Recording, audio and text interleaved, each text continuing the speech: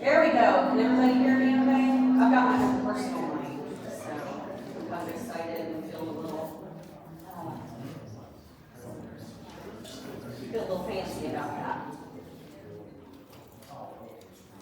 All right, so thank you all for coming to our 2025 Federal Town Hall.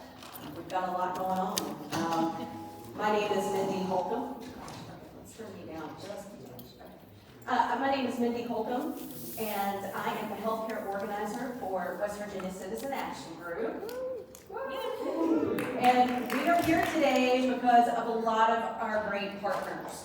And so I want to take a second and recognize those folks who are doing great work to save democracy, to save healthcare, to save our jobs and the environment, and so much more.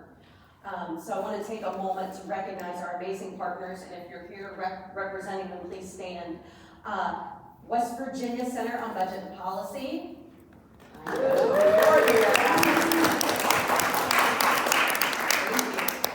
West Virginia Free. American Friends Services of West Virginia.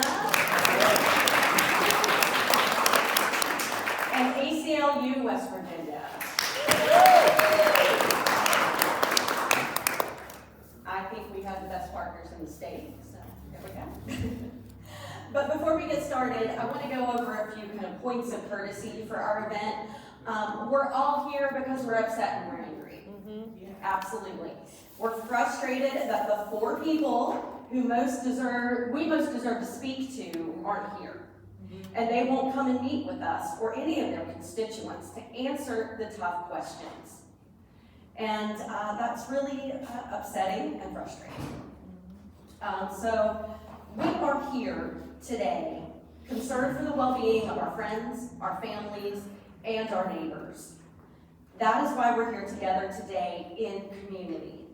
So I want us to respect one another, listen to one another, because we are all suffering. There's a lot that we fear, but today let us be peaceful. Let us raise our voices until our elected officials sit down and listen, because this is right now our only way. We have a limited amount of time together tonight, and we have some fantastic speakers who are going to inspire us to act and get us fired up for action. We do want to allow as many people to speak as we can, and we are going to open up the mic to everyone. So please just try to be as brief as possible so we get an opportunity to hear everyone. I don't want to have to cut anyone off, but I do reserve the right to do so. My goal is not to. Please save any questions for speakers until the end when we open up the mics. And we'll answer as many questions as we can. I am driving back to Morgantown tonight, but I'm not in a hurry. So if you have questions that I can answer, I'm happy to stay and talk to you and listen. Obviously, we are not the lawmakers who need to be providing you these answers, but we'll do our best with the information that we have available. So be gracious with us as we try to navigate this as best we can, because we're navigating it right along with you. Medicaid and SNAP are vital programs in our state. They provide medical care and food assistance to some of our most vulnerable neighbors. The loss of these programs would put our citizens at great risk. West Virginia would more than likely be the most impacted state to any cuts to either of these programs.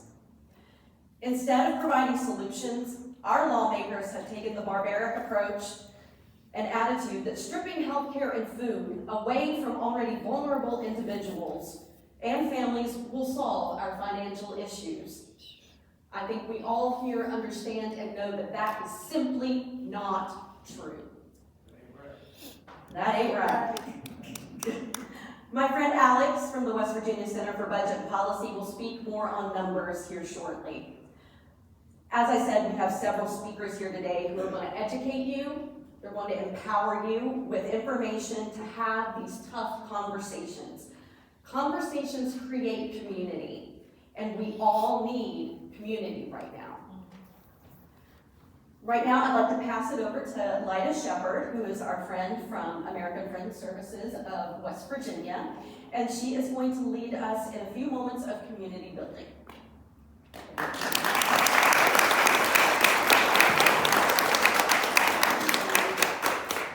Hi, everybody. Can you hear me okay?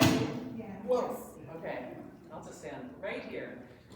So one of, I think, the goals I think of any gathering like this is to make a ruckus and make some noise and make it so those our Congress people and our senators who did not have the courage to be here today to hear our concerns, is to connect with one another, is to see each of you as an asset, as a source of wisdom, as a source of hope for each other. The fact that we are all showed up here tonight to take a stand for our democracy and for the well-being of our loved ones and our neighbors.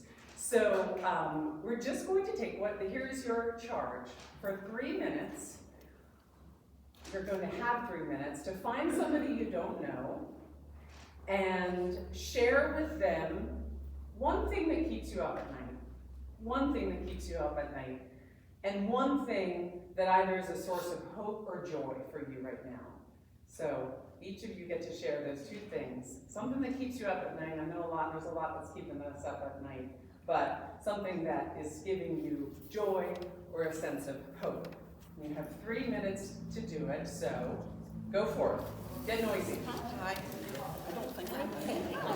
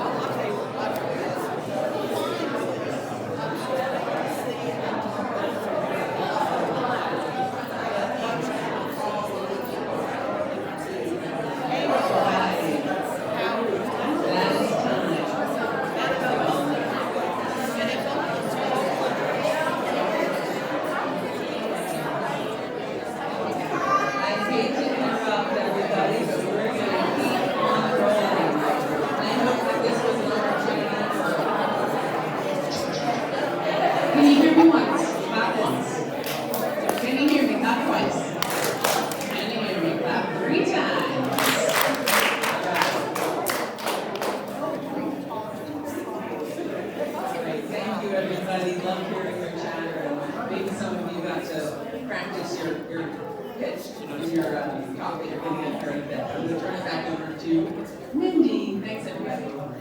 Thanks, Thanks for being here. Thank you, Lida. Turn my mic back on now. So?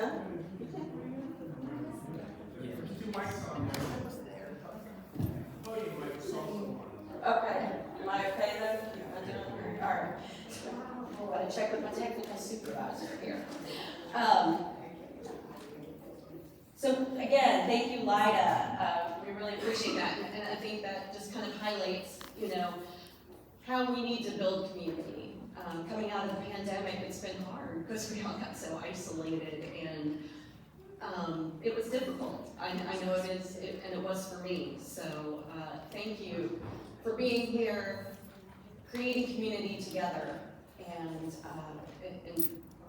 finding our people is what I call it. And so that feels good.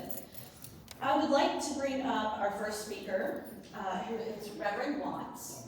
I don't think he really needs any introduction around these parts. He's the pastor of Grace Bible Church in Minneapolis.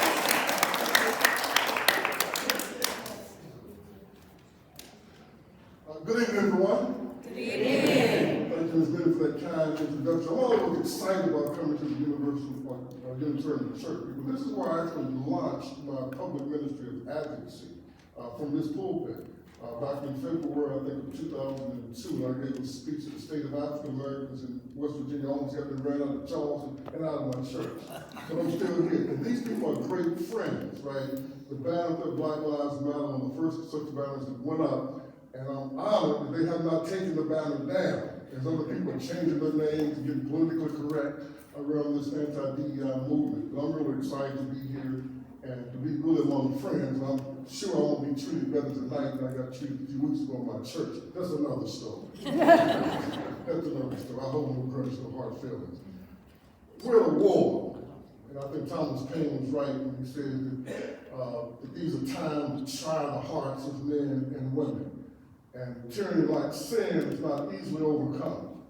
With the heart of the struggle, the sweet of the victory. We are engaged in a titanic struggle for the very heart of this nation, for our democracy, and certainly for our children.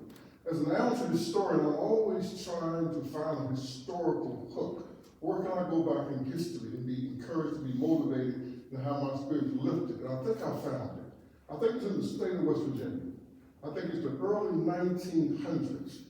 When the people in the southern West Virginia coal field were being brutalized by the coal barons and the railroad barons that came in basically and took control of the southern West Virginia coal field and put those people in an industrial police state and were denying them the constitutional rights to really work and earn our way and be treated with dignity and respect. And they used the wedge of race. This is nothing new. The wedge of race. The same thing they did after Reconstruction in the 1870s, the wedge of race. So they brought in the Eastern Europeans, put them in segregated coal camp housing. Had the Appalachian whites, had them segregated, and had the blacks segregated, who were the ex-slaves that had been recruited in from the southern states. This is how the southern Western coal fields were developing. For years, they had the blacks and the whites and Eastern Europeans fighting against each other. But one day, they had an epiphany. And I think Mother Jones helped them get that epiphany. They realized when we go into the coal mines and we come up, we're all black.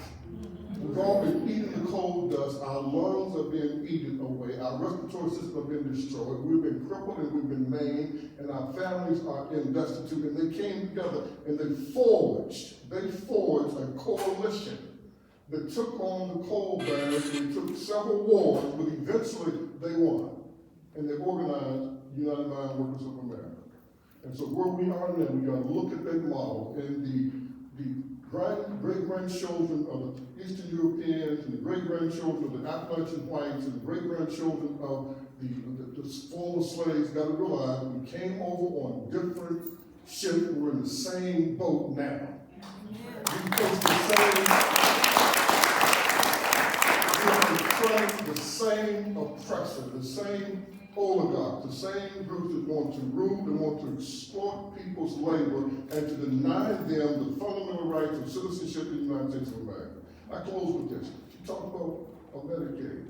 She talked about snap. I was born the fourth of 7 children, single mother in the southern West Virginia coast, and never went to the dentist until I was 17 years old. And when I went, I had 18 cavities. My mouth is still filled with the silver they put in my teeth. I would not have very many teeth in my mouth if it hadn't been for the age, if it hadn't been the children, if it hadn't been for the medical card. And that's why this is important to me.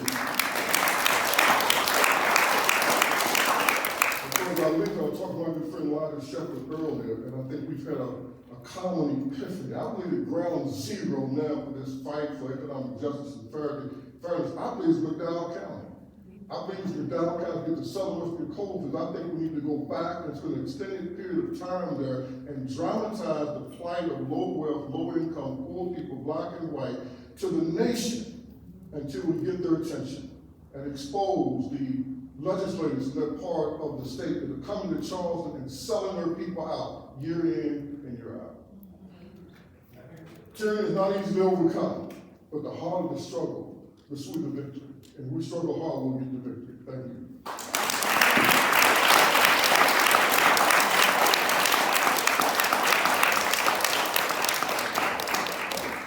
Thank you so much, Reverend Watts. I'm so glad you brought up the Southern Cold Wars, because I've referenced that several times. If you were in Morgantown a few weeks ago, I mentioned it. I said, this is our Blair Mountain. We're not bringing weapons, we're bringing the power of the ballot box. And we need to use it, and use it well. This is not an issue of neighbor against neighbor. This is not an issue of, differing ideas. This is an issue of the top putting their foot on the necks of the bottom.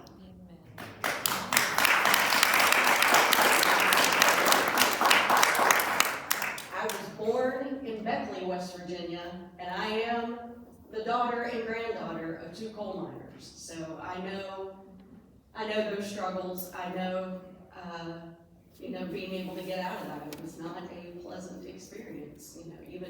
Even back in the early 70s when I was coming up. So, but I can't even imagine what they went through during those Cold Wars. And so we got to bring back that determination that they were going to have better, that enough was enough. These people weren't going to enslave them, basically, both black and white, into the coal mines for nothing. And that's what I feel like we're being brought back to. So we need to use this and not just meet the moment, but be the moment. Our next speaker is Alex Gallo, and she is representing, she is the Community Engagement Coordinator for the West Virginia Center for Budget and Policy. She has just facilitated her own town hall earlier this week, so she is a pro, and she is an amazing person to work with. I love collaborating with her, so please welcome Alex.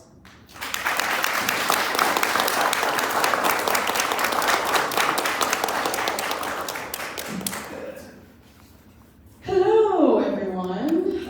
Thanks for being here, and thank you, Mindy, for that gracious introduction. Thanks to everyone for being here and for the organizations that partnered to bring awareness to this happening on such short notice. I think we're all feeling a little bit anxious about what's going on with our federal government and how our money and how our programs are being dismantled, and they're at risk for losing lots of money. I want to just start off by saying I'm the Community Engagement Coordinator with the Center on Budget and Policy. I am not a policy expert. My passion is getting people fired up about holding their legislators accountable to the promises that they made to the people. I want to read a little bit from our Executive Director, Kelly Allen, who is brilliant, and we're so grateful for her leadership. You can check out more at our website, wvpolicy.org. I think we do a really great job of outlining a blueprint of what's possible for West Virginia while also calling out what's happening currently. Federal dollars in West Virginia support a wide array of public services and systems that touch many, many lives in West Virginia. From healthcare and food assistance to childcare and public schools, under both the Trump administration and Congress, many of these programs are being considered for deep cuts or significant reductions.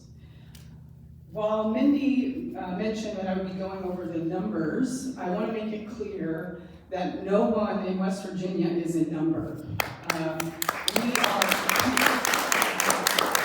While the federal dollars matter and they make a difference, those numbers change lives. Those federal dollars keep people alive. Those federal dollars keep people who don't have food on their table having some sense of food on their table, which in today's day and age in the United States of America, it blows my mind that we have people that go hungry every night.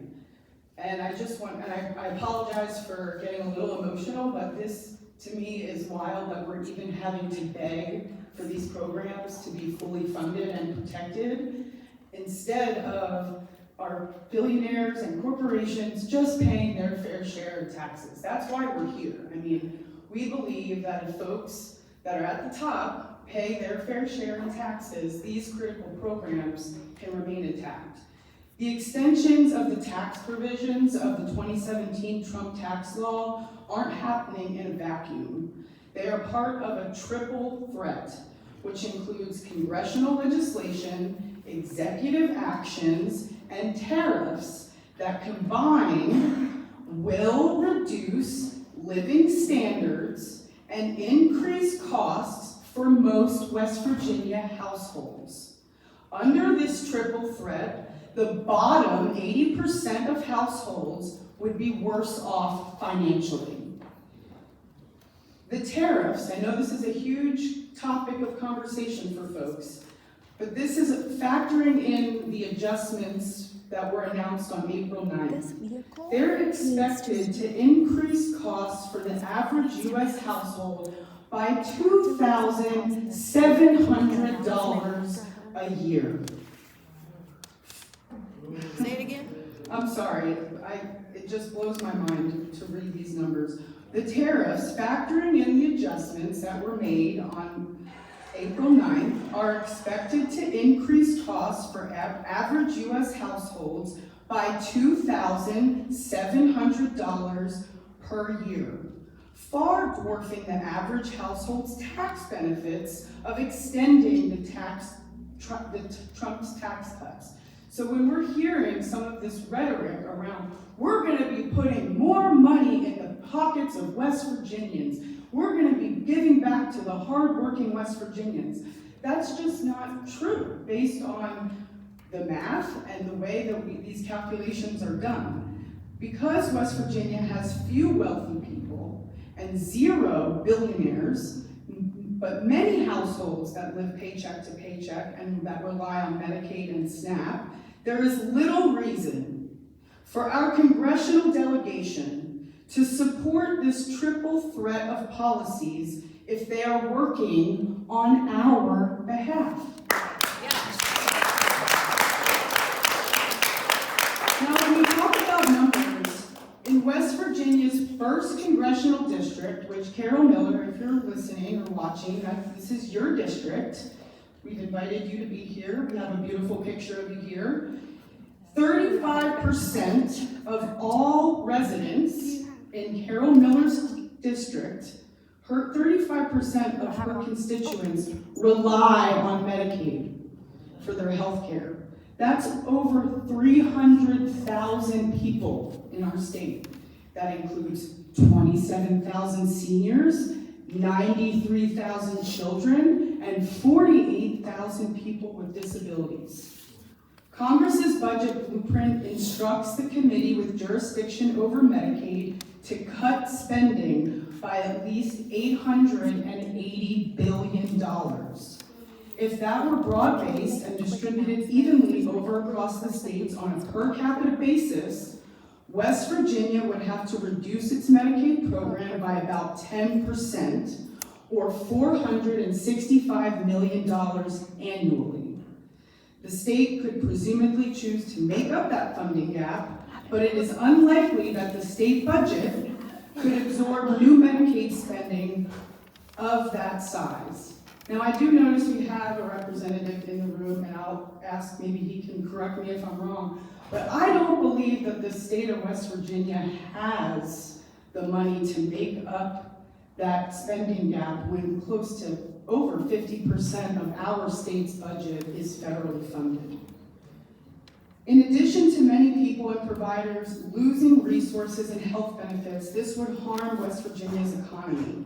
A $465 million annual reduction in federal funding for Medicaid is expected to reduce economic output by nearly $1 billion per year and a loss of 5,800 jobs statewide.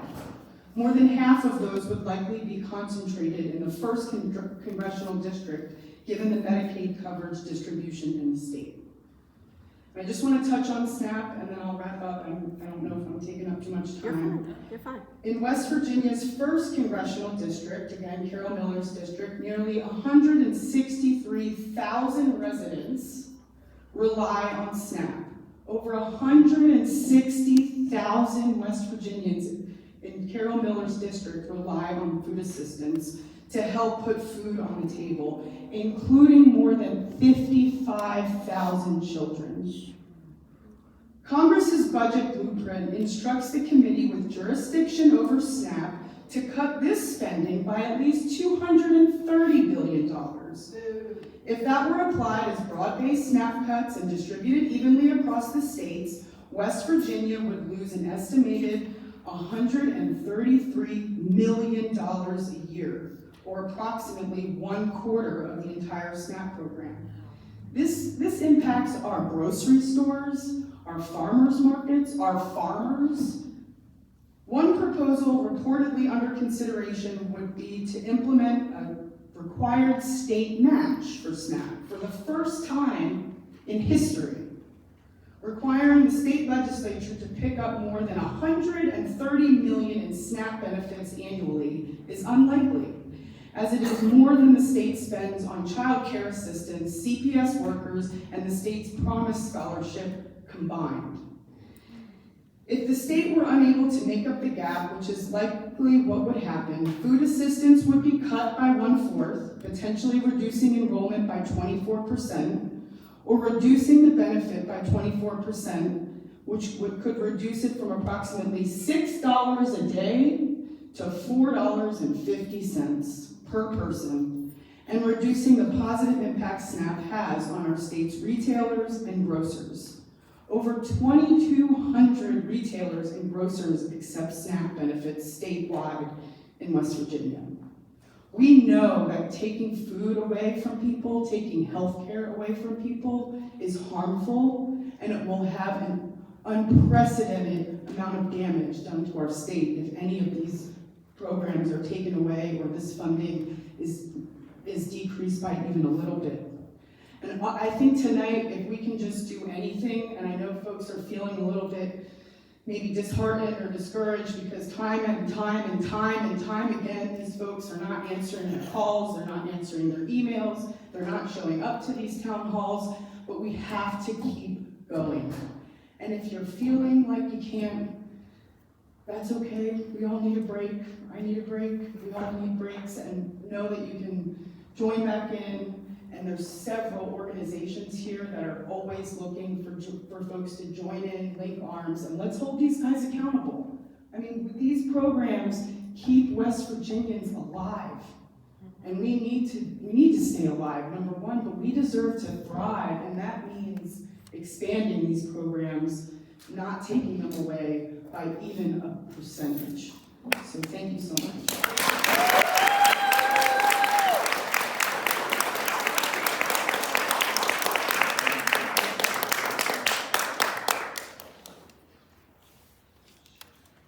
Did you say it was $6 a day for SNAP per person? Go from $6 a day to $4.50. I have 4 teenagers at home. I can assure you, none of them could survive on $6 a day. I can't even fathom those numbers. And instead of being here to hear us speak, to talk to us, where have Carol Miller and Riley Moore been this week? El Salvador. They've been in El Salvador. For photo op. Bear with me just a moment. Where my representative, who is Riley Moore, has been taking fun selfies with prisoners. Not getting them out. That ain't Not right. helping to get them out, no. Shame on them. He's in El Salvador. And who's paying for those trips? We did. They're We wrongly did. imprisoned. And these are people who have not had due process. Did his trip bring any jobs to West Virginia? No. No. Did his trip benefit West Virginians in any way? Are we seeing any benefit to this? Did his trip help the NIOSH employees who were just laid off several weeks ago in Morgantown, in my hometown? Absolutely not. No, absolutely not. When I called his office and asked why he was there, I got a statement that said he wanted to go and show support for President Trump. I believe there are less expensive ways to show your, yes, to show your idolization of someone. That is criminal. Well, do we remember Lindy England in Abu Ghraib? Do we remember when she was a service, I believe she was in the army and was taking pictures? Yeah. Didn't she get court-martialed, but Dishonorable. dishonorably discharged? So what can we expect for our representative? Expect better. Uphold the Constitution and uphold his oath to and swearing to uphold the Constitution. That's what we expect from our representative.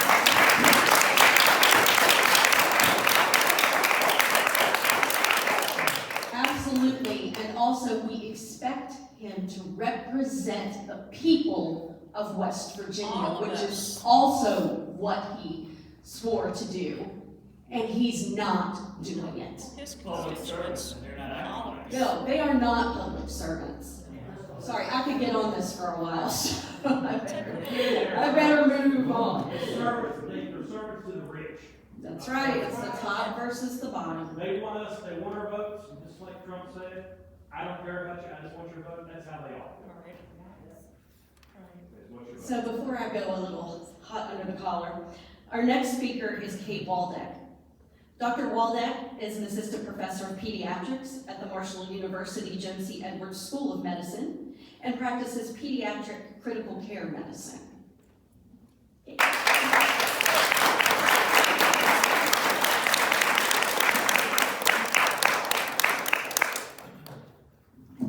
good evening. So first of all, I actually really hate public speaking, so please bear with me. I'm gonna do my best. Thank you guys for inviting me to speak today. My name, as she says, is Dr. Kate Waldeck, and I wear several hats, and I'm gonna be speaking to you wearing all of them at some point this evening. So we're gonna start with my job. I'm a pediatric critical care doctor. I was born here in Charleston, lived here most of the time through 4th grade, and then we moved to Huntington in 5th grade. I did leave the state for college, and I didn't really see myself coming back at that point. I trained entirely out of the state for undergraduate and residency and fellowship, but I actually did end up coming back. And I think that really speaks more to my parents than me. But at any rate, there was something that I couldn't extinguish that I felt like I needed to come back and give back to the community that made me who I was. So I'm here today speaking as an individual. To be clear, I'm not speaking on behalf of either of my institutions, but I am speaking in a way on their behalf because I'm here to advocate for them to keep my hospital and really probably many of the hospitals in West Virginia from closing. The majority of our healthcare infrastructure in this state is reliant on Medicaid funding. We have about half of the children that we serve at my children's hospital, at Hoops Family Children's Hospital, are covered by Medicaid or CHIP. Right now, our Congress is debating a budget reconciliation bill that would slash billions of dollars in funding. And you won't find the word Medicaid in bold or really at all, but Medicaid is absolutely on the chopping block. It just comprises too much of the federal budget to escape these cuts. So it's not named, but it's there. And these cuts would devastate the children and the families that I work to serve every single day. In West Virginia, our patients depend on Medicaid and CHIP not only for inpatient hospitalizations, but also for clinics, for outpatient checks, for well care, for vaccines, for asthma treatment. Our patients with complex medical needs, those who are born prematurely, who rely on ventilators, those who have genetic conditions or disabilities, or pediatric patients with cancer, all rely on Medicaid. This is often the only insurance that will cover what they need in terms of doctor's care, visits, medications, and even equipment. They need these services not just to survive, but to thrive, and they can. These programs don't represent government overreach, they represent government, right? This is a country that is, the government is run for the people and by the people, and our public servants seem to have forgotten this. These are investments in our children. This is not just a budget. If Medicaid is defunded, even in part in the state, we absolutely do not have the budget to make up for it. Not a chance in the world, not with the Hope Scholarship absolutely exploding. So there will be closures. There will be hospital closures, there will be clinic closures. And right now, Washington is telling us that, like the other states, we just need to tighten our belts. But here in West Virginia, we passed the last hole in that belt a long time ago. We got out the drill, we drilled a few more holes, and right now we're hanging on by a thread. And that thread is Medicaid, guys.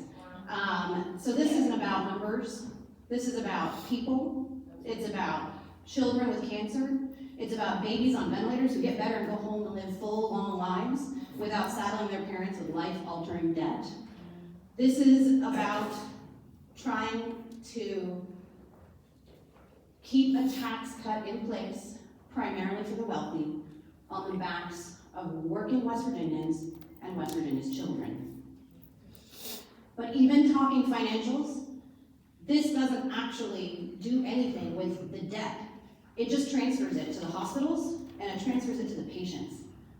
That need doesn't go anywhere. And in fact, we've looked at places, states without Medicaid expansion, and we know that the debt increases because people won't get primary care. They present to the ER for absolutely everything. They present sicker, they can't afford their medications, they're uncontrolled. This actually worsens our fiscal crisis. And while Republican leaders in other states, even Texas, even Utah, have stood up and voiced concerns about this budget and putting Medicaid to the chopping block, have we heard anything from our representatives in West Virginia that's meaningful? No. I haven't. That's not leadership, that's abdication. And they must stand up. They must not balance the federal budget on the backs of our children and our working poor in West Virginia. They must protect Medicaid and they must protect CHIP. They must protect the institutions that keep so much of our state protected from preventable tragedy, whether it's medical or fiscal. So I'm going to switch for a second. I was asked to talk about Medicaid primarily, but you guys have probably heard some of the statements made in the news by RFK Jr. About people on the autism spectrum. So one of my other hats is that I'm a mom to a child with autism, and she's a blessing to my life every single day. So I wanted to talk about this both as a mother and as a pediatrician.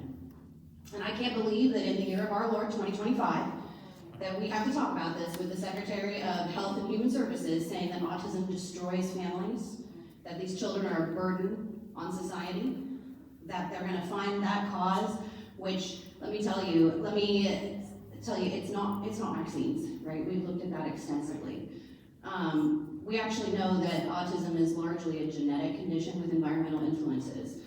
The prevalence of level 3 autism, which is the level of autism that requires the most support, and that's likely what he was referring to when he was talking about children who are a drain on society, has remained stable. actually. It's kids with level 1 and 2 autism that are being identified better, and we have the data for that. The American Academy of Pediatrics has put out a statement on that just in the last 24 hours. And the reason for that is that there's an evolutionary benefit to being autistic. So just gonna name off a few people that either are autistic or who their biographers have said are very likely autistic. Starting with Isaac Newton, Albert Einstein, Nikola Tesla, Emily Dickinson, Charles Darwin, Thomas Jefferson, Michelangelo, and our currently unelected oligarch daddy Elon Musk are just a few people. Some studies have shown that up to a quarter of physicians are on the autism spectrum because too many people are assets to the field. So instead of recognizing the gift that our autistic children are, no matter where they fall on that spectrum, a gift to be supported and nurtured, this man denigrates them while standing behind a budget that will cut every single Head Start program in the country and eliminate nearly all of the rural health funding programs. Where do we start? What do we do? So this is where I'm going to put on hat number 3. Like I said, I am a physician. That's really the only job I ever intended to have. I did get involved in local activism, I guess, semi-political, with the No Parks, No Libraries, No Levy in Huntington, West Virginia. So that was my gateway drug, and from there I got involved with the Huntington Citizen Actions Group, and from there I sort of stumbled into being one of the co-founders of the Huntington Capital Wayne 5051 representation for the state of West Virginia. So actually all of these entities are nonpartisan, and all of them are potentially powerful. Some of them are doing some really powerful things. Peaceful protest works. This is data driven. There was a very thorough study in 2012 that looked at over 300 major movements across the world, and they found that movements that were able to obtain and sustain 3.5% engagement were 100% successful, most at a much lower percentage of engagement. Peaceful protest, it works.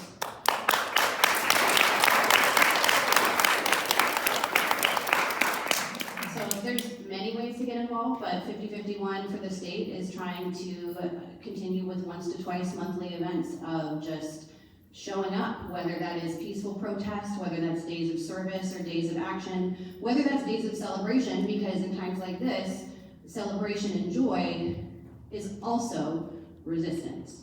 Right. So you show up, call your representatives, that's number 2. I mentioned I'm an introvert and I don't like public speaking. I don't like doing this either, guys, I don't. There is literally an app for that. I use the 5 Calls app. Something that works for me is setting a personal goal. How many calls will I make, how many days a week? That's gonna be different for everybody. Like I said, I already have another couple jobs, so you set your goal and you meet it.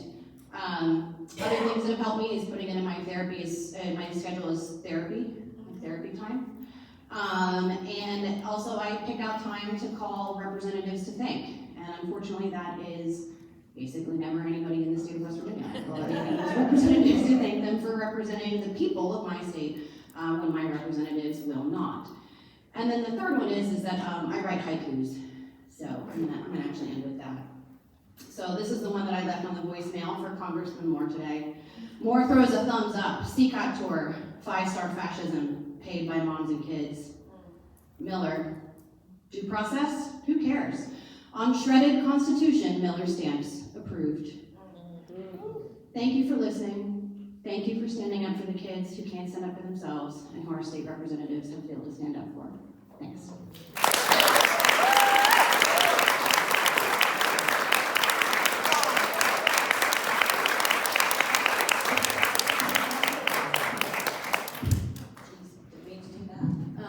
Dr. Waldeck, I want to personally thank you. I have 2 of my 4 who are diagnosed with autism. Definitely none of us are, what would you say here, not neurodivergent? Neurotypical. No. But my 2 who are diagnosed, our oldest is in college. She is an honors student. She will be graduating with honors, probably about 1.5 years. She had to take some extra time to do some other medical things, but very proud of her. Tell her that she can claim the autism tax exemption today. Oh, thank you. And then our son, who is also autistic, He has straight A's. They're both brilliant.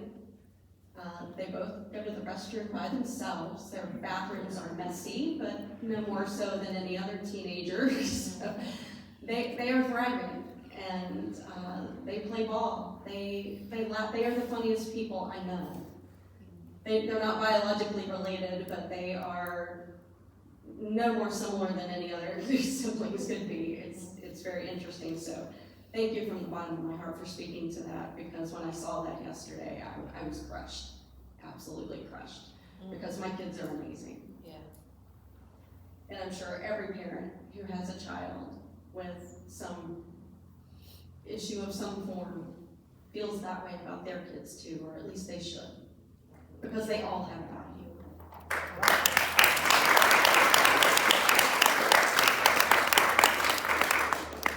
Our next speaker is Mr. Kenny Matthews, who I have come to know this year and just simply adore.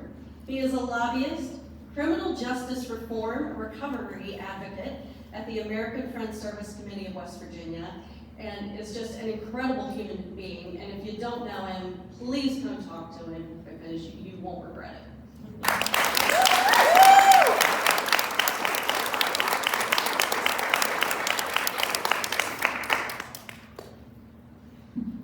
Well, thank you for those kind words. So I kind of do this for a living, talk. So unlike the previous speaker, the doctor, I'm comfortable up here.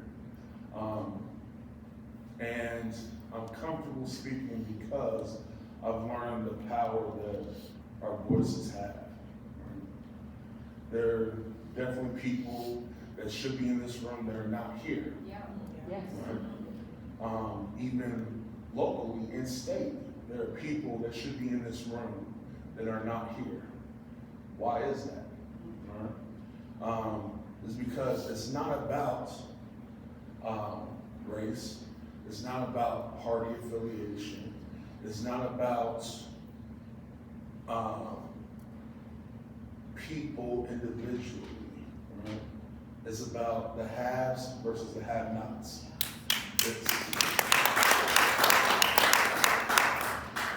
It's always been that way.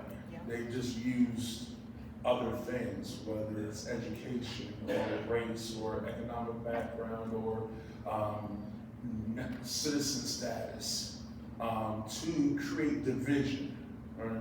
It's about those of us who struggle to survive and have life, liberty, and the pursuit of happiness that's supposed to be guaranteed to us by the Declaration of Independence and our Constitution of this country, that don't have the ability to do those things because those that create the policy, those that have the power, refuse to actually do what they are entrusted to do, which is have the backs of every person, regardless of where they come from.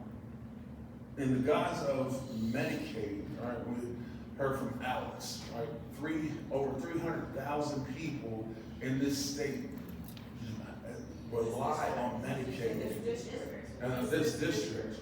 Okay, so District 1. Now that is roughly 17% of the state population. All right, because the last census, 1.77, 1.8 million people in the state of West Virginia, depending on who you ask and if college is in session or not.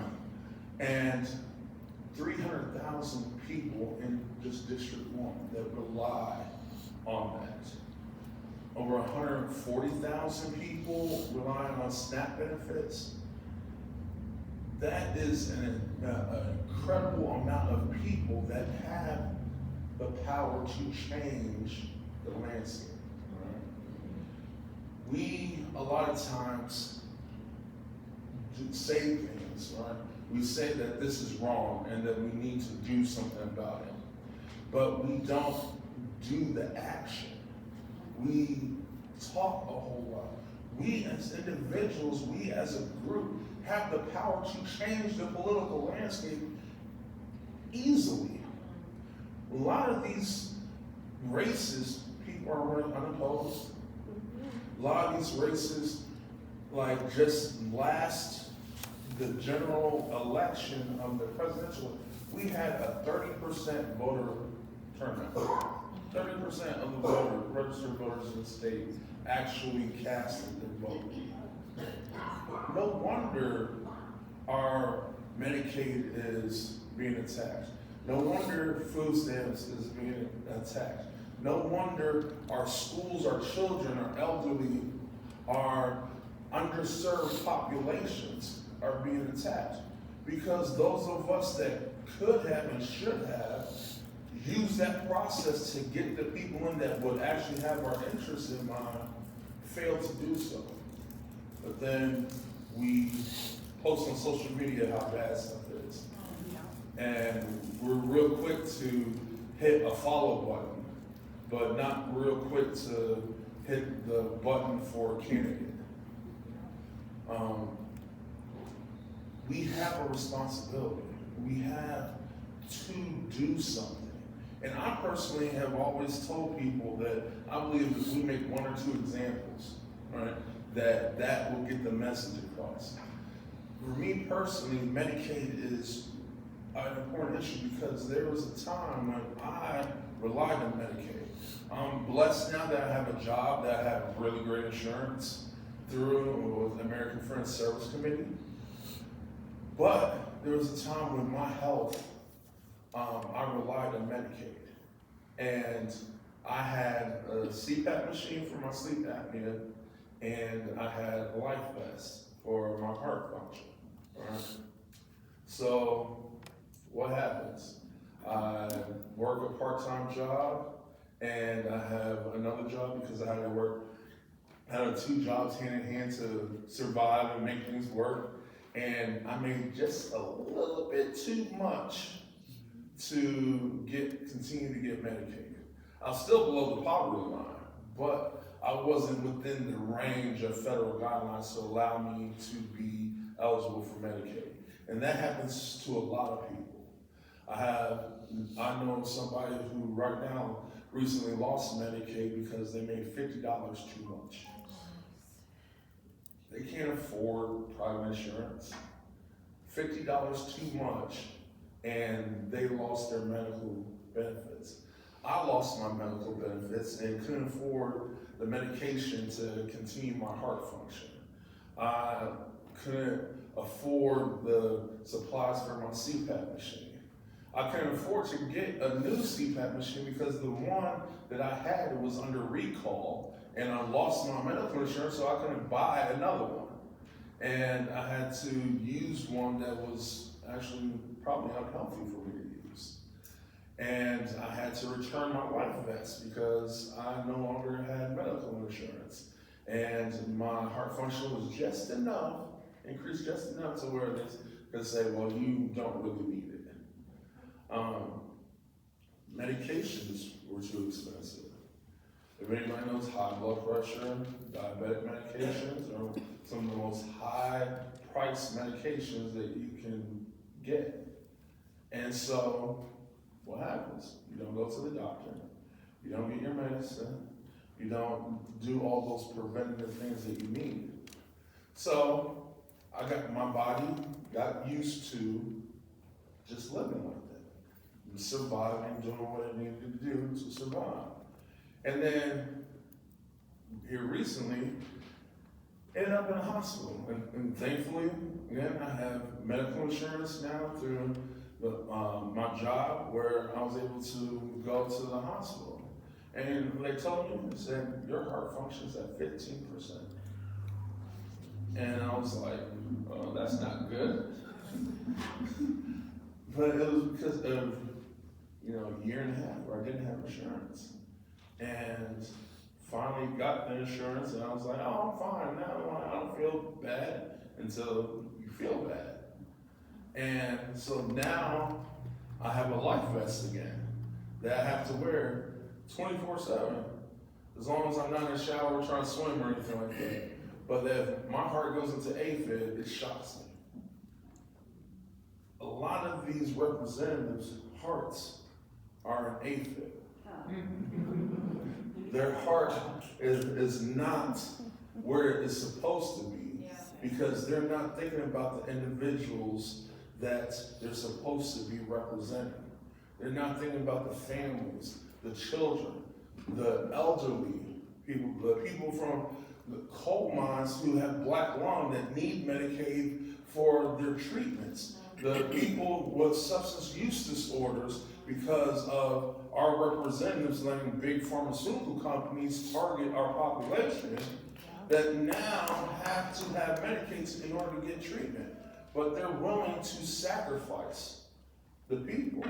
They're willing to put our children and our vulnerable on an altar and literally sacrifice their lives for their own either agendas or their own political aspirations or the ability for them to make more money.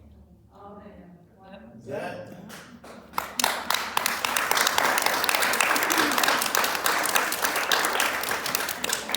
there's seriously something wrong with that. And I think that we collectively need to remind them of where their heart is supposed to be, where the money is supposed to be going. Because instead of sending money and we know that they really don't care about our children because they put policies in place where schools are closing left and right. Schools are where a lot of kids get nutrition from. That they get their breakfast, their lunch. Schools provide resources for them. But they don't care that these schools are closing because they allocate millions of dollars to different things, whether it's a battery plant in Weirton, West Virginia for 750 jobs that most of them aren't going to be West Virginians that get employed by them, or for a scholarship that last count over 22 million went out of state. That's right. Why are they professing to care about the people in our state or the children in our state? And it's not a party issue. It's a heart and people issue. Yeah. And so we need to hold them accountable, hold them to the standard that we say that they're supposed to be held to, and actually do something about it. We can change the landscape in our state. We can change. Movements start from very small populations. All it takes is that one catalyst. And I think them targeting our children constantly is enough catalyst that we all should be up in arms because they're the generation that comes after us that has to deal with it, that we're going to be relying on. I know I'm going to be relying on my son when I get older, like, hey, you took care of me, remember? I want your butt. Take care of me. And we all are going to be relying on our younger generation, so we have to take care of them, and we have to remove anybody and anything that seeks to do them harm. And taking away funds from Medicaid and SNAP is exactly that. Thank you.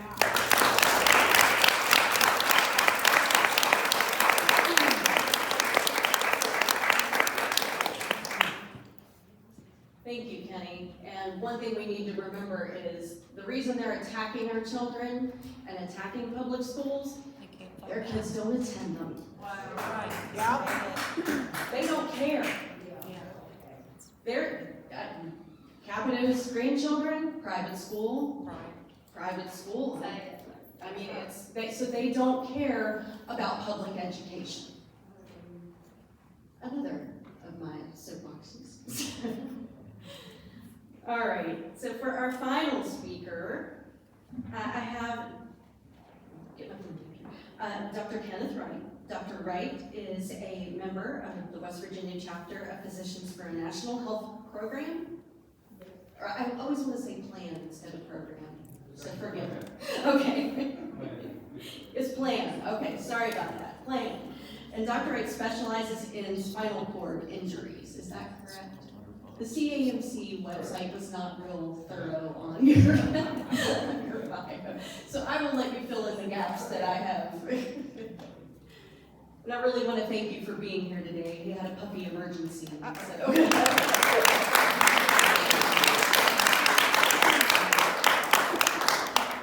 Thank you. This, actually, my specialty is physical medicine rehabilitation, and I'm semi-retired at the moment. And I did, if I'm a little spacey, I only slept about 2 hours last night. We've been in vet's offices the rest of the time. So, but there's a hard group to follow here. Great speakers, and there were things that I was crossing out I didn't even talk about. I was going to talk a little bit about the cuts to Medicaid, and I think Alex covered that so well. I don't have a whole lot to add. And of course, our group is Physicians for National Health Program, West Virginia chapter. Although you don't have to be a physician, and I would encourage you to look at the website. They're very data-driven, a lot of great information, and anyone who wants to participate is welcome. We have a monthly Zoom meeting Sunday night, so you're welcome to take part in it. And of course, being Physicians for National Health Plan, our issue is single payer. We believe that really the only efficient way to fund healthcare is through a national health plan that includes everybody, no exceptions. The Congressional Budget Office in 2021 did a study. They're not a terribly left-wing group, but they concluded this would be far more efficient than our current system, far less administrative overhead, less paperwork, and it's almost every other country, except for impoverished countries, have this already. That's right. I like to hike, and I've done some hikes, international hikes with people from England, Canada, Australia, France, Germany, and you talk to these people about our health system, and they're horrified. And so, what? People go bankrupt for medical bills? I mean, they don't even know what a medical bill is. Really.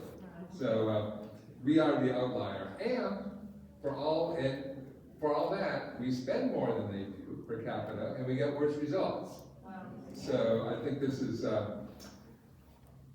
something I think we really need to work towards, and I don't even consider it a liberal versus conservative thing. I mean, just think how wonderful this would be for American businesses if they didn't have to pay health insurance for their employees. So they can compete with international companies. And also, we know so many people, particularly middle-aged people, maybe in their 50s, early 60s, who really have some great ideas for business. They would love to be an entrepreneur and set up their own company and grow the economy, and they can't because they couldn't get health insurance. So they're stuck in their job just because of the health benefits. And I have friends like that. I'm sure you all do too. So I think this could be a real capitalist thing. It could really grow our economy to have a single payer system. That's my first point. Unfortunately, in the next 4 years, we're probably not going to get single payer. So our fallback position at PNHP is to preserve what we have, and the best thing we have really is traditional Medicare. And it really is a universal system, except you have to be 65 or have a disability or be on dialysis. There are a few groups that qualify for it. I am old enough to get it, so I'm on it now. It was established in 1965. Some of us old-timers here remember that. Lyndon Johnson put it in. And there are a lot of problems with it. It is not adequately funded, but it's, I think, one of the best things we have. Now, unfortunately, in 1997, a new program came along that we now call Medicare Advantage. It was called something else the first few years, and then in 2003 they changed it to Medicare Advantage.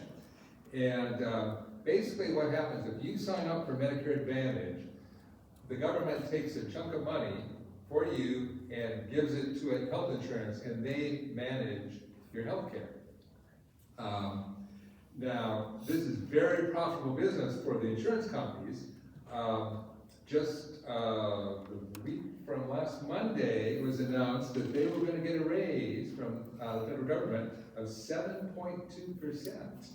Under the previous administration, we predicted to go 4.3%, but current administration bumped that up to 7.2%. And this is at the same time that payments to physicians and other providers have been decreasing, actually, not just staying flat, they've actually decreased over the last 3 years.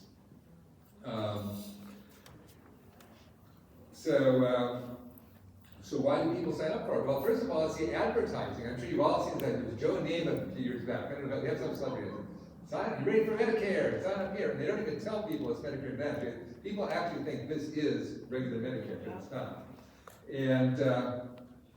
And typically, if you're a really healthy person, it's a good deal because the premiums can be lower and they throw in little bells and whistles, gym membership or something like that. But once you get sick, then you find out it's not such a good deal. First of all, your choices are limited. Traditional Medicare, you can go to any physician or hospital you want. Under Medicare Advantage, you have a provider panel. So you're only allowed to go to this hospital, not this hospital. And your care is heavily managed. And I know when I was working full-time, when we were assessing patients who would need expensive services, and they were Medicare Advantage, we'd go, oh no, this is going to be rough, because we'd have to jump through all sorts of hoops, and frequently patients did not get the services we wanted to give them that they would have gotten if they'd had traditional Medicare. And they often have excessive fees to people who have a lot of medical problems. It tends to be cheaper if you don't have problems, more expensive if you have a lot of problems. And many people actually end up switching back when they become very ill or the last year of your life. Last year of your life is statistically the year you're going to spend the most on healthcare, right? That makes sense. And you find people switching back. Although, and I'm not going to get into the details, but there's some real serious things that get in the way of switching back that there's some legislation about. If people want to talk about that, I can get to it. And of course, the insurance companies like this. This is actually what they call cherry picking because they love to take care of people who don't have problems because they can make more money, and they love to get rid of people who have a lot of problems because they lose money on those. The whole idea of insurance is supposed to share the cost, but they like to not share the cost, get the money and not give the care. There's a lot of concern now with Dr. Oz coming in. He has talked about wants to make Medicare Advantage the default option is the term they use. They also use that term in Project 2025, if you read that. Interestingly enough, Dr. Oz owns $600,000, that's over $500,000 of stock in United Healthcare. We heard about that company recently in the news. He said before the hearings that he was going to divest those. And I've been sort of following and searching, and I haven't found that he's actually done that yet, or at least he has a point. So that'd be something to check on. PNHP, we refer to this program as Medicare Disadvantage, and I would urge you all to work to preserve traditional Medicare, hopefully make it even better. I mean, there's a lot of room for improvement. I'm not going to hold it up as an ideal. And it should be extended to everybody, every single person in this country. And we should get for-profit insurance companies out of healthcare. Thank you.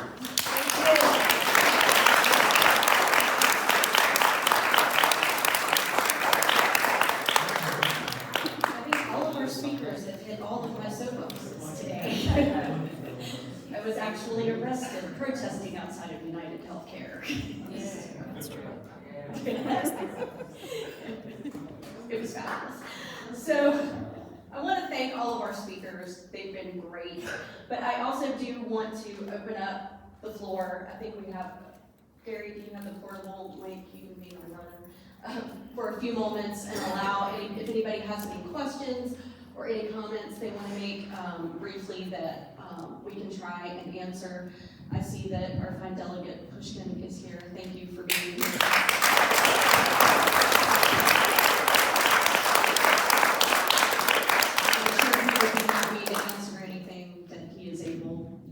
Like we all have limited information on what they're giving us. So if you could raise your hand if you have anything you feel like you need to get off your chest or ask. We're happy to open the floor for you. Ms. Jamie.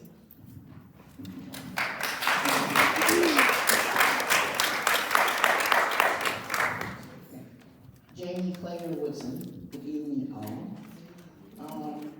I've often wondered, since we're going down the rabbit's hole, and people that are in the legislature and in Congress, I've been wondering how many of those folks, especially the West Virginia people, have benefited from being on Medicaid, from being on SNAP, from having to deal with not enough money for the month.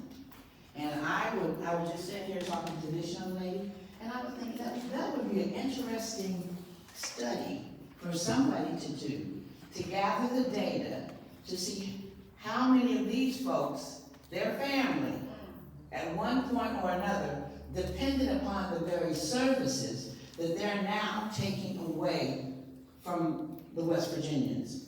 And like I said, I don't have the means nor the intelligence at this point, I'm old, to do it. But I would really welcome somebody to do that study and get back to me, because I think that would be telling to the nation. We need to point these people out and let them know, if it wasn't for the services that your mother got, your grandmother got, your auntie or whoever raised you, you wouldn't be in the position that you're in now to serve. So how dare you take from others what you benefited from? What allows you to put yourself and your family above others? That's all.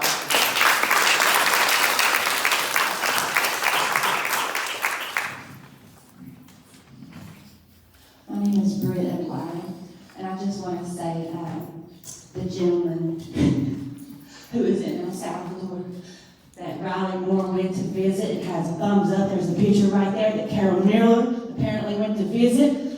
Kilmar Abrejo Garcia. We need to say his name loud, and we need to keep saying his name. Do not let this go. I will not let this go. I have called all four of these folks for 2 days in a row, and I told Riley Moore at the Washington office, at the Morgantown office. At first, they wouldn't take my message because I'm not a constituent, because I'm in Logan County. Well, Carol Miller's not answering her phone either. So I told them, I called again, and I said, will you take my message now? So I've left several messages. I will not let this go. That is me, that is you. If you're a U.S. citizen, that's you. And El Salvador. And they don't matter. They shouldn't have sent any of them. Mr. Moore, Congressman Moore, says he's a Catholic. He says he's a Catholic. He serves my God? Oh, in front of the prisons? I don't think so. I don't think so. And they're using Christianity as a platform, and it's white Christian nationalism. It is not following Jesus. Thank you.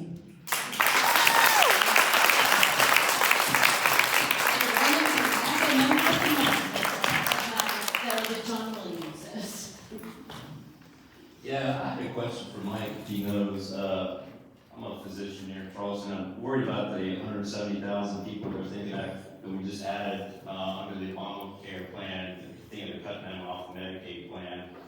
And I'm wondering, as far as us picking up those extra dollars, I know we don't have any money, but a previous governor said we had this huge budget excess and we cut taxes, and then now our new governor is saying we have a $400 million deficit. So I'm wondering how the accounting went from one to the other. I know there was a tax study passed, but the guidance was that we could afford that. So I'm wondering how it is that now we are losing so much money that we can't afford anything. The home scholarship. In ARPA, so much of that so-called surplus was excise tax and ARPA money. That was one-time funding, and we just never got it. So we shouldn't have cut taxes to begin with. Right, that's correct. That is exactly correct. Yeah, you're right. Our former governor, who's now not here, who's representing us in the United States Senate, unfortunately. Jim Justice used to brag about a budget surplus, but he did a little trick by downplaying the estimates and artificially inflating the surplus. So what he said was not true. However, our current governor is also not telling the truth. So the fact of the matter is, neither of those two statements are true. We don't have that surplus, and we're also not looking down this huge deficit either. I think Governor Morrissey is saying that because he wants to justify what he really wants to do, and that's do what his buddy Grover Norquist advised him to do, and that's shrink the government to the size of something you can drown in a bathtub. And unfortunately, in a state like this, a whole lot of people will get hurt. 1/3 of the state is on Medicaid. So, these folks who didn't show up and aren't in these chairs, they need to fight for the people of West Virginia, and they need to show up here. And we know the state of West Virginia is going to be hurt disproportionately under this, it's not a budget, continuing resolution. They know that those people in West Virginia are going to get hurt disproportionately, but what they're doing is malpractice. And anyway, I appreciate everybody that showed up here. You're working harder for the state of West Virginia than any of these poor people ever could. Yeah. Real quick, two of these folks are from a political dynasty. As I answered the question earlier, they've never been on Medicaid or on SNAP. They were all born, all these people were born into wealth. Okay, they hit the birth lottery, and that's why they are where they are. But real quick, I served in the legislature for 2 years with Bradley Moore. And I was really upset to see that picture of him posting in front of a concentration camp. That's what it is. Right. Back when he was in the legislature, he and I worked together, and I think Eli from the ACLU can probably back this up. He worked with us in order to stop a bill that would have created a registry for refugees. And he said his faith, he said his faith wouldn't allow him to support something like that. Well, what the hell happened to him now? All right? I know a lot of people are celebrating Holy Week right now, okay? He's celebrating Holy Week, I'm celebrating Passover. Neither of our faiths would allow us to stand in front of a concentration camp and take a few selfies and being an American citizen, and somebody who's sworn an oath on the Constitution will not allow them to stand idly by while people are being deprived of their due process.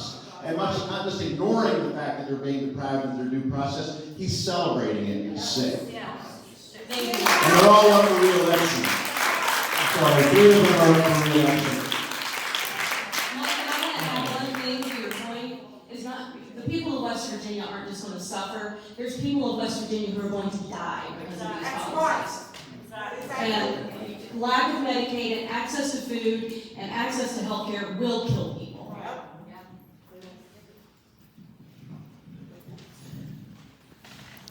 All right, I just want to do a quick commercial. I'm Mark Lane with United West Virginia. We're having a 50-51 protest Saturday at noon. I hope all of you can come. We're on at 145, bring a tombstone representing why you passed away due to the policies of the Trump administration or the policies of here in West Virginia. And come and do the die-in with us. We'll do it at 1:45 to 2, and then we'll all go home. So come and join us. We're going to line up the boulevard, starting in town, as far as we can go. Thank you.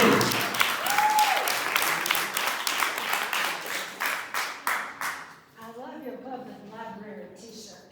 I used to work for the library. I do too. I used to drive the library bus. Same. I got him a grand piano and they don't know piano. Awesome. So come on over and play it, all you musicians. My name is Teresa Miller, and I've just moved back to Charleston. Not just, it's been a few years now. So what I'm interested in knowing is how are we going to organize? I've heard Delta pushed in several times. So if you're interested in running, let us know. So I want to be involved in that. Sometimes in these groups, we have thoughtful people bubbling up, and they have leadership qualities, but they're not aware of them. And so sometimes it helps for a few other people to go talk to that person and say, we think you'd be good, we'll help you to run. And whoever runs is going to need a whole lot of help. And one of the hardest things to do is to get foot soldiers, people going with you door to door, they're on your car and that kind of thing. and I'm kind of too old to do that, I'll drive your car.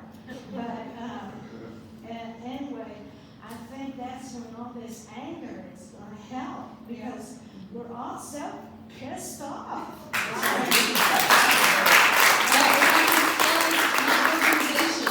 West Virginia Citizen Action, we're a citizen-led grassroots action group, and we build leadership. We build community leaders. Okay. And let's grab those people who may not know. I mean, I refused to run the first time. They approached me, I said, no. And the second time, I thought, and Barbara Fleischauer got me to run. She said, now just go down there and listen to a meeting and see if you can do it. I went down there and I thought, not only can I do this, I can do it better than that guy.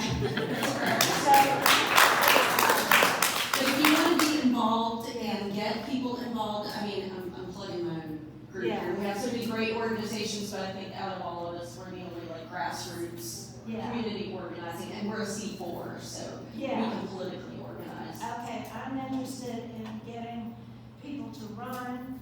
I'm getting interested in driving people to areas where we can drop other people off and get them out door to door. I still think that's the greatest way to get. And then I give you my card, let's check. Okay. We're building a platform. Yes, and we are will be building a endorsing platform. candidates. Okay, Great. That's all I got to say. Wonderful, thank you.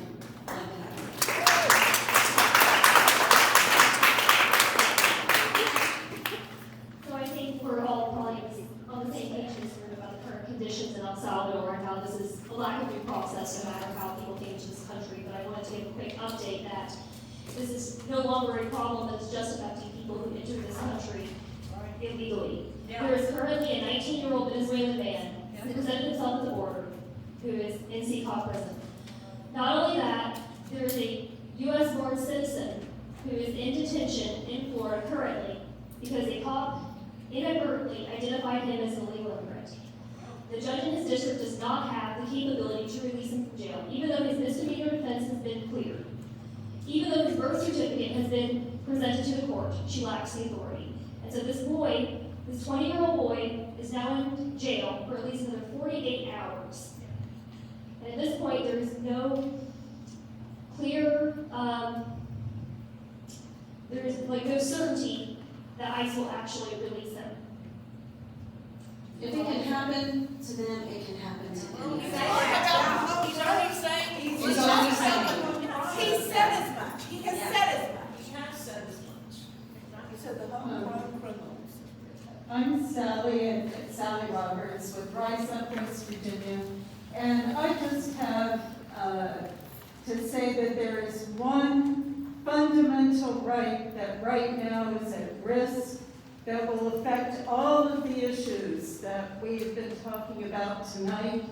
And if there is one thing to do, it is call these guys and tell them to vote no on the SAVE Act. S-A-V-E. Because that act is an act that will restrict the rights of many women, of many people who don't have access to their birth certificate. It will restrict the rights of those who are too poor to buy the necessary, yes, it's for voting rights. I wasn't clear. Voting rights, yes. This is the fundamental, most fundamental right that we have in this country, and it's being stripped away. The Brennan Center is right now filing a suit against the president for putting out an executive order that does the same thing as the SAVE Act, and we hope that that goes through. But what really matters is to contact Shelley or Capito and Justice and tell them to vote no on the SAVE Act. You expect them to protect your right to vote. And it's not just here, This is already passed in the House.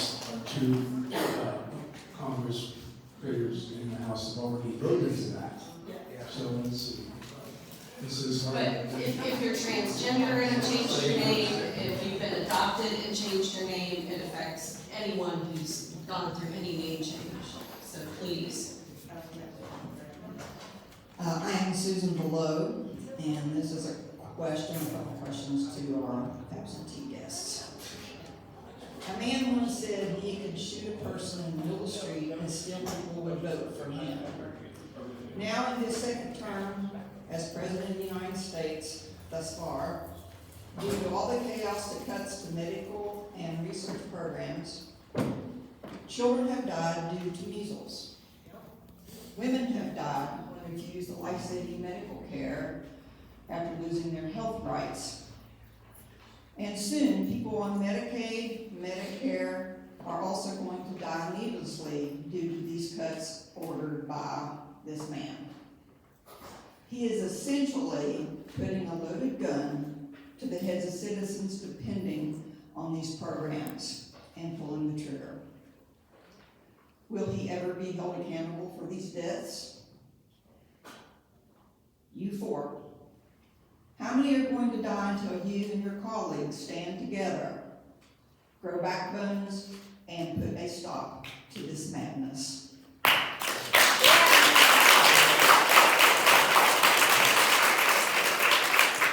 I know we talk a lot here about Shelley Capito, but have you seen her commercial she runs over and over on TV where she just pledges her allegiance to Donald Trump? So the only way we are going to be able to get rid of somebody like her is through our vote. And we have to work to oust them out of office. And we have to work on the people that know your family or neighbors that you just got to educate them.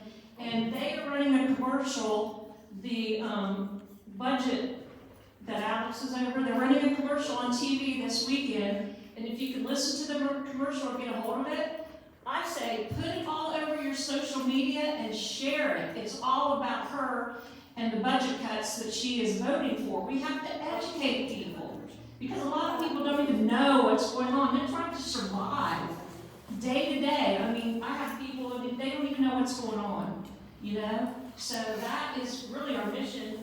We just have our votes, people. Just have our votes. We actually have the audio for the commercial, if everyone would like. Share it on my social media. I have a quick question because of the what you handed out, and it says a sample script.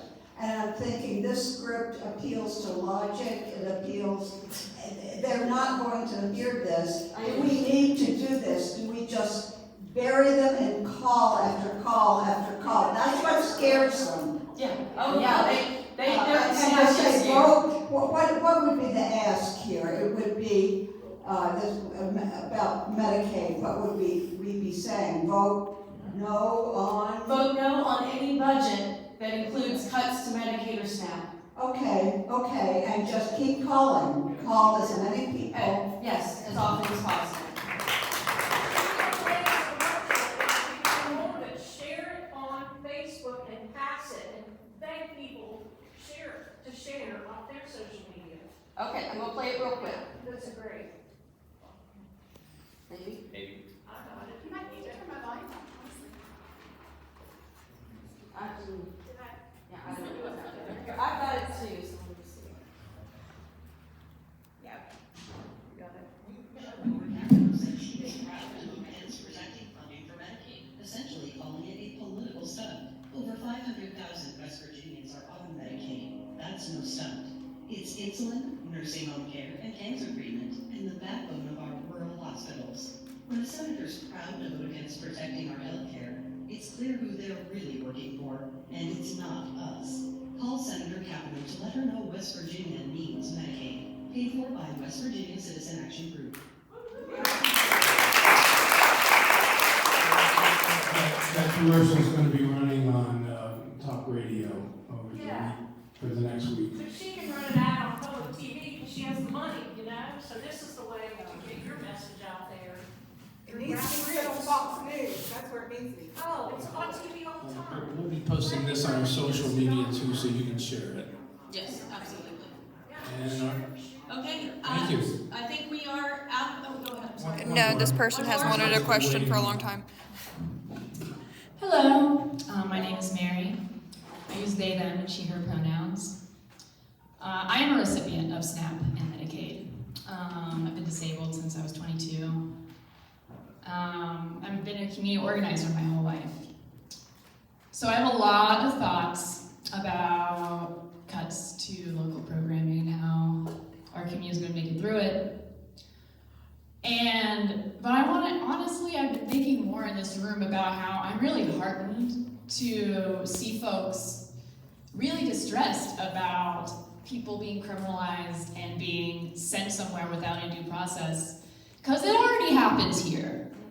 It happened, it's now criminalized to be trans, it's criminalized to have an abortion, it's criminalized to use drugs safely, it's criminalized to try to help other people to use drugs safely. We treat so many people here as disposable already. And so what are we each going to do in this room, outside of session, outside of calls, along with session, along with calls, to change that? Because it's going to take everyone in this room, and it's going to take everyone in the city, and it's going to take everyone in the state that has been left behind by a government a long, long time ago. And I'm also from Lincoln County, so I'm speaking from that hat as well. I'm really grateful to all the representatives that did come here in this room this evening, because there are a lot of folks that didn't, including the folks on these empty chairs. And to make change, we're going to have to do more to come together to talk to empty chairs. And I really hope that we can do that.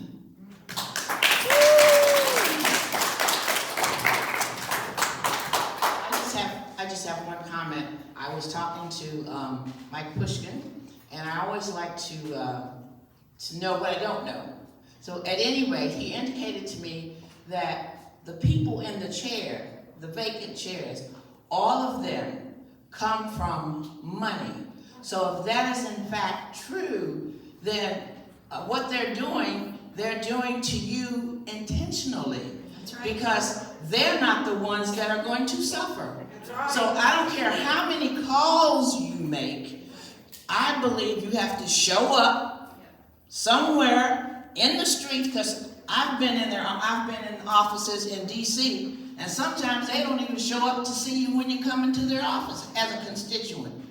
So I believe until all groups get together and start coalescing in the streets, not violently, but coming together and saying, this is what we need. You don't need it, but we need it. Since you have all the money that you need, you have the insurance that you need, you have the food that you need, the rest of us need assistance, and you're supposed to represent all of us. That's right.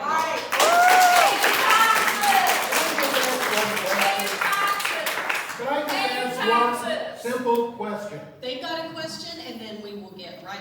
You will be my final question. I promise. Hey, so I'm Casey. So I just want you guys to know that trans kids are really in danger in this state. I'm a teacher. I teach up at Capito. I go by they, he. It's really scary. There's a bill currently on the governor's desk that is going to force teachers to out students to their parents. And I do want you to know that if you are in support of that, yeah, sure, parents should know about their children, but if the kids aren't telling their parents, it's because the parents have given them a reason not to tell them. They do not feel safe with their parents. So, and there's also a bill on the governor's desk that is going to completely ban any kind of gender-affirming care for minors. And that is life-saving medicine. Without that medicine, some of them will kill themselves. If they are outed to their parents, some of them will be killed. This is not okay. And it's really scary to be a trans teacher right now. It's really scary to be a trans kid. It's just really scary to be trans in general right now.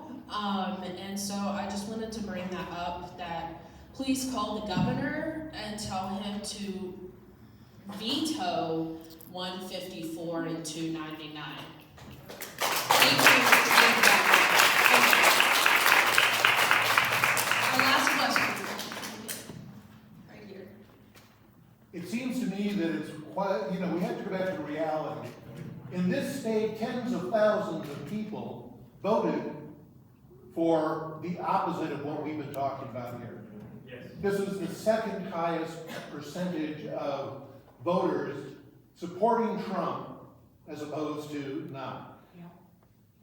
The only thing that seems to show any hope is that there are some people who are switching, who are saying, I voted for Trump and I'm pissed off and I need to know from all of these, what are there, 5, 10 different organizations. That's quite interesting to me, instead of one organization or some coalition of organizations. But how many, are you guys getting any kind of increase in people being interested, people becoming members, people making donations? Without that, we're not going to get anywhere. We can all, if you think about the fact that 28, 30% of the vote for Trump in this state, that's all there was, or against Trump, I mean. If all 30% of those people got on the phone and called Shelley Moore Capito, she wouldn't give a damn. Jim Justice wouldn't even know which end of the phone to pick up because he's too busy with his damn dog. Those two, they just do whatever they all for. Every time I write to them, I say, you're just puppets. Stand up for yourself.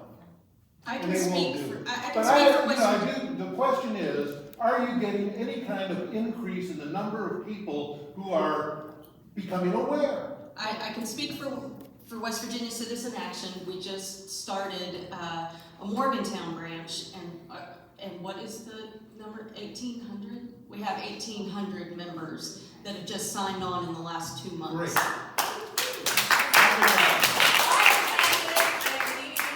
Last month or 6 weeks ago for the West Virginia Federation of Democratic Women, and the speaker said they've never had that many people attend.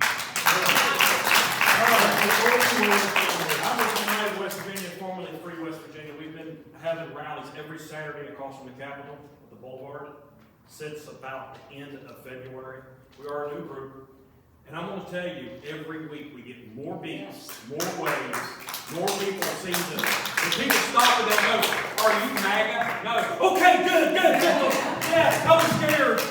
We get that all the time. There's more people around here you wouldn't believe that are scared to speak out. And that's why we do it every Saturday. If we're not having a big event like this Saturday, we're there every Saturday. It's because we want to show people that, hey, we're out here. If you want to have the nerve to come out and join us, we would gladly welcome you in. Bring a sign, bring a friend, bring your voice. That's what we say. And it's amazed me how many, we get more people beeping and waves than we get people that go by with the brands. A lot of people that, in West Virginia especially, you say, why do you vote Republican? And I always get, I don't want to take my guns. Yeah. They have this disillusionment that Democrats want to come in and confiscate their guns, and it's all education, But in that bill, they sweet talk the coal companies saying, we're going to take care of coal and stuff like that. Yeah, Well, they just screwed them with tariffs. They just screwed them with tariffs and getting rid of NIOSH. I mean, people just don't understand that. We got a governor sitting here who wants to speak. Bring it. So, when we first got in here and Lyda gave us that amazing icebreaker to start us off, I'd expressed one thing that had kept me up was that there's not enough youth engagement in this field. And that the biggest thing that's hurting us as a group of people in this state is that the youth aren't interested. We aren't marketing towards the youth, they're enraveled in other things, and that's what's making it hard to get movements passed. The young votes are what we need. The young people are what we need. They are what will carry us through this. After my time, before me, it's always been the young people, and you guys were young. You're not 10 years old. Nice save. Yeah, but you guys were at the forefront, and that's what has led our Constitution to where it is, our republic and our democracy. It's been the youngins, and that's what we really need as a country. We need the young people and people to represent the young people. And where I'm leading into is my father. He's running for Senate in the 4th district.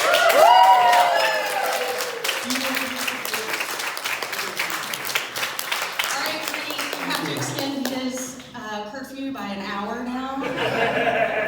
And give that kid my email because I want to talk to you about marketing to your demographic, because we need to.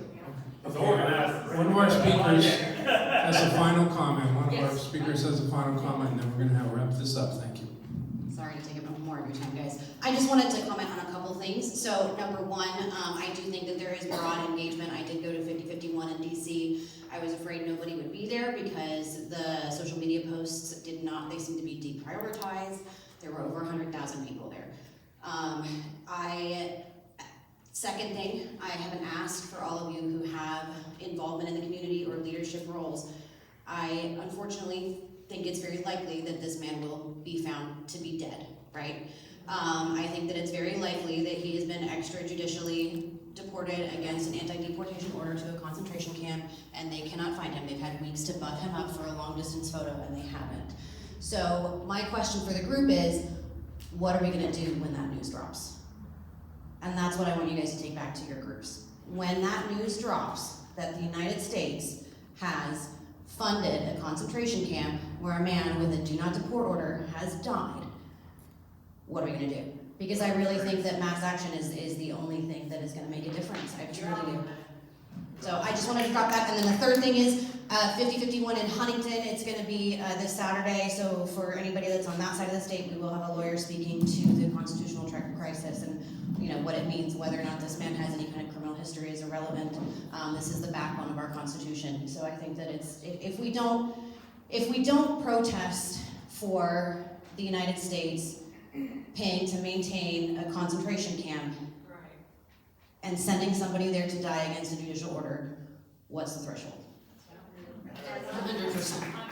There's a general strike. Yes, I'm sorry, there is a general, I was trying to remember the name of the movement because they don't have a branch in DC, in West Virginia yet. Just Google general strike. Yeah, and there is a sign up, there's a national movement that's trying to get people to register for general strike. But I do think the 3.5%, yeah. Right. Well, I want to thank you all for being here. You are what has inspired me. I worry for my kids, but you have inspired me.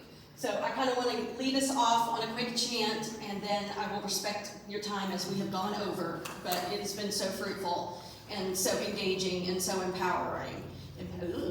Can't talk. But who do these people work for? Us! Who do these people work for? Us! You work for us! You work for us! You work for us! So please, take this energy back with you. I've got cards in my pocket. I'll hand them out to anybody who wants one. I'll give you extras. If you want to send Capito, pick a week. If you want to send Capito a postcard every day for a week, come get some. We'll order more if we need them. But do something.